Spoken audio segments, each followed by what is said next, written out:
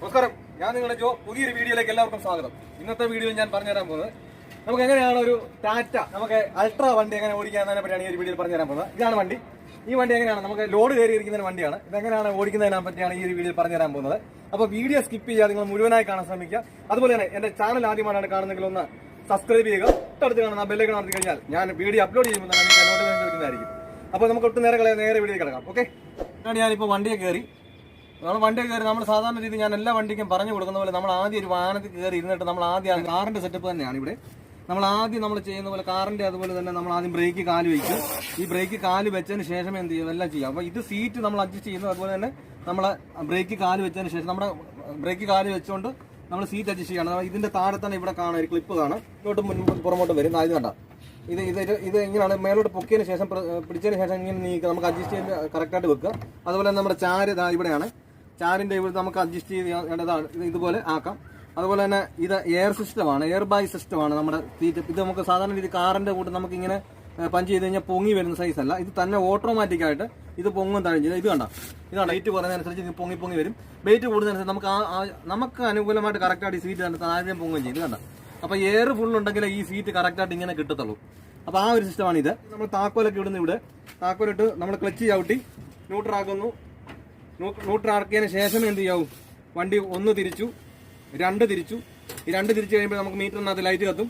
അതിനുശേഷം 3ാമത്തെ തിരിക്കൊക്കെ എന്ത് ചെയ്യാവും, വണ്ടി സ്റ്റാർട്ട് ചെയ്യാം. അപ്പോൾ ഇത്രയാണ് വണ്ടി സ്റ്റാർട്ട് ചെയ്യുന്നത്.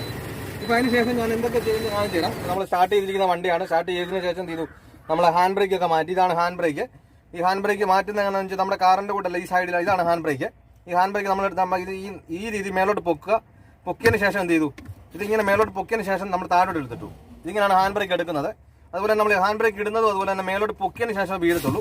അല്ല നമ്മൾ കാറിന്റെ കൂട്ട് വലിച്ചു കഴിഞ്ഞാൽ വരത്തില്ല. ഇത് പൊക്കിയതിന് ശേഷം മാത്രമേ എന്ത് ചെയ്തുള്ളൂ, ഇത് വീഴത്തുള്ളൂ. അതുപോലെ തന്നെ നമ്മുടെ സ്റ്റിയറിംഗിന്റെ സൈഡിൽ നമുക്ക് അഡ്ജസ്റ്റബിൾ ആയിട്ട് കിട്ടും. ഇതുണ്ട, നമുക്ക് ഈ ഒരു രീതിയിൽ കിട്ടും. ഇതാണ്. അതുപോലെ നമുക്ക് ഈ ഒരു രീതിയിലാണ് വേണ്ട എങ്കിൽ ഇങ്ങനെ വെച്ച് നമുക്ക് സെറ്റ് ചെയ്യാം. അതുപോലെ തന്നെ ഈ രീതിയിലാണ് വേണ്ടതെന്ന് വെച്ചാൽ അങ്ങനെ വെച്ച് നമുക്ക് സെറ്റ് ചെയ്യാം. ഏത് രീതിയിലാണ് പൊസിഷൻ കറക്റ്റായിട്ട് നമുക്ക് വെക്കേണ്ടതെന്ന് വെച്ചാൽ ഇത് എടുത്ത് വിട്ടതിന് ശേഷം നമുക്ക് അഡ്ജസ്റ്റബിൾ കറക്റ്റായിട്ട് കൊണ്ട് വെച്ചിട്ട് ഇത് ലോക്ക് ചെയ്തിടുക.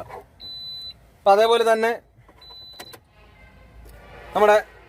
ഇതാണ് നമ്മുടെ വൈപ്പർ. ഇത് അങ്ങോട്ടും ഇങ്ങോട്ടും നീക്കുന്ന വൈപ്പർ വീഴുന്നു. അതുപോലെ തന്നെ നമ്മുടെ റൈറ്റ് സൈഡിലാണ് ഇൻഡിക്കേറ്റർ. നമ്മുടെ കാറിന്റെ കൂട്ട് തന്നെ ഇൻഡിക്കേറ്റർ. അത് സാധാരണ രീതിയിൽ തന്നെ നമുക്ക് ആ കാറിന്റെ അതേ അടയാളം കാണുന്ന പോലെ തന്നെ നമുക്ക് ഫസ്റ്റും റിവേഴ്സും അല്ല ഇതിനകത്ത് തന്നെ കാണാം. ഇതേ രീതിയിൽ തന്നെയാണ്. ഇതിപ്പം 6+1 വണ്ടിയാണിത്. അപ്പം നമുക്ക് 6 ഗിയർ, അതായത് 7 ഗിയറാണ് ഈ വണ്ടിക്കുള്ളത്. അതിൽ 7 ഗിയർ എന്ന് പറഞ്ഞാൽ നമുക്ക് റിവേഴ്സോടെ കൂട്ടി 7 ഗിയറാണ്. ഇതാണ് GPS. അതുപോലെ തന്നെ നമുക്ക് വണ്ടിക്ക് എന്തെങ്കിലും കംപ്ലൈന്റോ കാര്യങ്ങളൊക്കെ ഉണ്ടെന്നുണ്ടെങ്കിൽ അത് RTA അറിയിക്കുന്നതിന്റെ ഒരു എംബ്ലമാണ് ഇത്. കാരണം പിന്നെ ഇനി കാറിനൊക്കെ വരാൻ പോവാണിത്. അപ്പോൾ ഇതാണത്. അപ്പം നമ്മൾ ഈ ഒരു സാധനം മാറ്റിയിട്ട് നമുക്ക് വണ്ടിക്ക് എന്തെങ്കിലും കംപ്ലൈന്റ് ആക്കേണ്ട ഈ ഒരു സാധനം മാറ്റിയിട്ട് നമ്മുടെ കൈ ഒന്ന് പതിച്ചാൽ മതി. അത് നമ്മുടെ പരിധി, ഇപ്പോൾ കിടക്കുന്ന പരിധി ഏതാണോ ആ പരിധിയിൽ RTAക്ക് അത് സംഭവം കിട്ടും. അപ്പം നമുക്ക് എന്തെങ്കിലും കംപ്ലൈന്റോ കാര്യങ്ങളൊക്കെ RTA അറിയിക്കുന്നതാണിത്. അതുപോലെ ഹെൽപ്പ് ലൈൻ അറിയുന്ന കാര്യമാണിത്. അതേപോലെ തന്നെ നമുക്ക് മീറ്ററൊക്കെ സെറ്റ് ചെയ്യാവുന്നത് ഇവിടെയാണ്.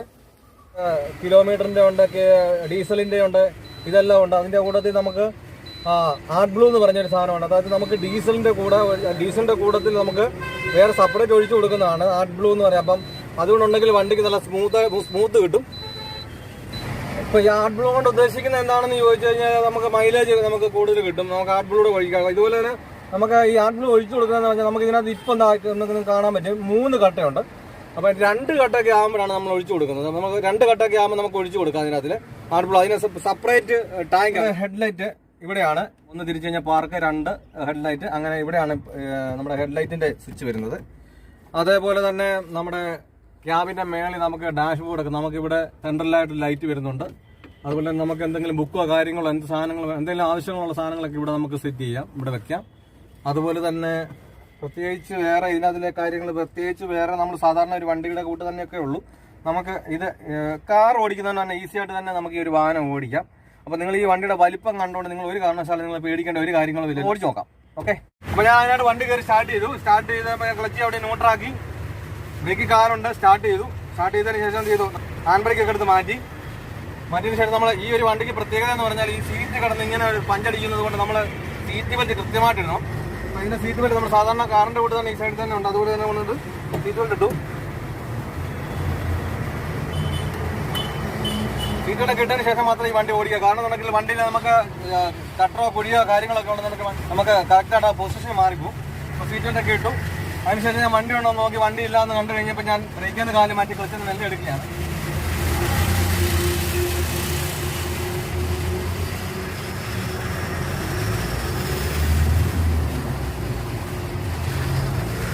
നമുക്ക് വളരെ ഈസി ആയിട്ട് തന്നെ ഈ ഒരു വണ്ടി ഓടിക്കാം. നമുക്ക് കാർ ഓടിക്കുന്ന പോലെ തന്നെ നമുക്ക് ഈസി ആയിട്ട് തന്നെ ഓടിക്കാം. നമുക്ക് ഈ വണ്ടിയുടെ വലിപ്പം കണ്ടോണ്ട് നിങ്ങൾ ഒരു കാരണവശാലും നിങ്ങൾ പേടിക്കണ്ട. വണ്ടി വലിപ്പം കണ്ടോണ്ട് വണ്ടി എങ്ങനെ എനിക്ക് ഓടിക്കാൻ പറ്റുമോ, അതെങ്ങനെയാണ് ഓടിക്കേണ്ടത്. അപ്പൊ നമുക്ക് ഇതിന്റെ നോക്കേണ്ട കാരണം എന്ന് പറഞ്ഞാൽ നമുക്ക് നീളമിന്റെ ഗുണം വീതി മാത്രം നോക്കി നമ്മൾ ശ്രദ്ധിച്ചാൽ മതി. നമുക്ക് കാർ ഓടിക്കുന്നതിന് അത്രയല്ല നീളം, അതിനെക്കാൾ ഇച്ചിരി നീളം കൂടുതലുള്ളത് കൊണ്ട് നമ്മൾ അത് കണ്ട് മാത്രം ഇച്ചിരി വൈഡ് ആക്കി തിരിക്കുക എന്ന് മാത്രമേ ഉള്ളൂ. അല്ലാതെ നമുക്ക് വണ്ടി ഓടിക്കുന്നത് നമുക്ക് കാർ ഓടിക്കുന്നതിൽ തന്നെ നമുക്ക് ഈസി ആയിട്ട് തന്നെ ഈ വണ്ടി ഓടിക്കാം. നല്ലൊരു ടോപ്പിക്കുമായി അടുത്ത വീഡിയോയിൽ കാണും വരെ ഗുഡ് ബൈ.